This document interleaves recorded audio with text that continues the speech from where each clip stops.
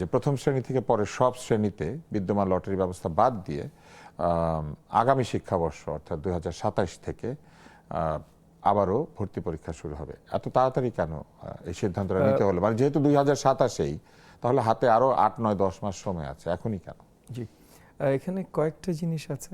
একটা বড় দাগে তো যে কোভিডের সময় যে প্রচলনটা শুরু হয়েছিল, যে আরো বেশি লটারি ভিত্তিক আপনার অ্যাডমিশন অন্য ক্লাসগুলোতে, আমি গ্রেড 1-এর কথা বলছি না, অন্য ক্লাসগুলো, এটা কোভিডের জন্যই শুরু হয়েছিল।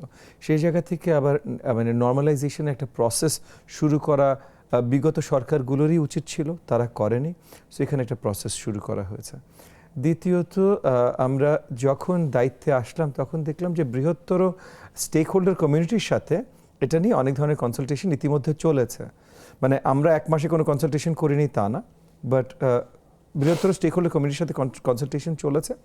তার ভিত্তিতে কিছু সাজেশনস বা কিছু পলিসি সাজেশনস শক্তভাবেই মন্ত্রণালয়ে তৈরি হয়েছিল। তো এগুলো নিয়ে যখন আমরা ক্যাবিনেটে আলোচনা শুরু করি, ক্যাবিনেট থেকে একটা কারণ, এগেন এখন অনেক ধরনের, আপনি বুঝতেই পারছেন যে আমরা যেই জায়গায় সরকারের দায়িত্ব নিয়েছি, মাননীয় প্রধানমন্ত্রী যেই জায়গায় সরকারের দায়িত্ব নিয়েছেন, অনেক ধরনের প্রতিকূলতা আমরা ফেস করছি।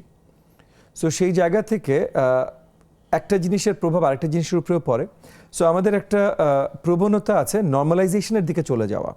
আমরা নতুন যেটাই করব, consultation, stakeholder consultation and piloting, অনেক কিছু, মানে এভিডেন্স বেসড পলিসি মেকিং আমরা বিশ্বাস করি। কিন্তু সেই এভিডেন্স বেসড পলিসি মেকিংয়ে যাবার আগেও প্রথমে একটা স্টেবল স্টেট তো তৈরি করতে হবে। সো আমাদের নর্মালাইজেশনে যেতে হবে। সেই জায়গা থেকে ক্যাবিনেট থেকে আলটিমেটলি এই ডিসিশনটা আসে। মানে এটা শুধু যে শিক্ষামন্ত্রী বা সর্ট অফ আপনার প্রাথমিক শিক্ষা প্রতিমন্ত্রী তারা ডিসিশন নিয়েছেন তা না, এটা বৃহত্তর ক্যাবিনেট পর্যায় থেকে এই ডিসিশনটা আসে। এবং এই ডিসিশনটা আসে এই কারণে যে ওভারঅল আমাদের যে পলিসিটা, যে আমরা এভিডেন্স বেসড পলিসিগুলোই বানাবো, কিন্তু তার আগে একটা নর্মাল স্টেটে নিয়ে আসা। এবং নর্মাল স্টেটটাই ছিল আগে নট লটারি বাট পরীক্ষা ভিত্তিক, মেধাভিত্তিক। সেই জন্য এটা করা হয়েছে। কিন্তু যারা শিক্ষা বিশেষজ্ঞ অনেকেই বলছেন যে ক্লাস 1-এ বা ক্লাস 2-তে একেবারে ছোট বয়স যখন, তখন মেধার বিকাশও সেইভাবে ঘটে না, আর বাবা মা অনেক চাপ সৃষ্টি করেন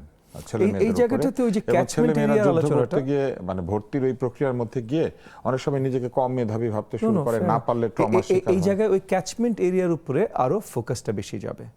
মানে ক্যাচমেন্ট এরিয়ার যে ফোকাস ছিল 40%, সেটা বাড়ি আরও ফোকাসটা বেশি যাবে সেইভাবে জিনিসটা। এবং এগেন এটা ফাইনাল পলিসি না, এটা হলো ওই যে নর্মাল স্টেটটাতে নিয়ে আসা, যেখান থেকে আমরা আগামীর পলিসিগুলোর জায়গাগুলো, কারণ আগামীর পলিসিগুলো আমরা তৈরি করব আপনার লার্নিং অবজেক্টিভস বেসড গোল ওরিয়েন্টেশন।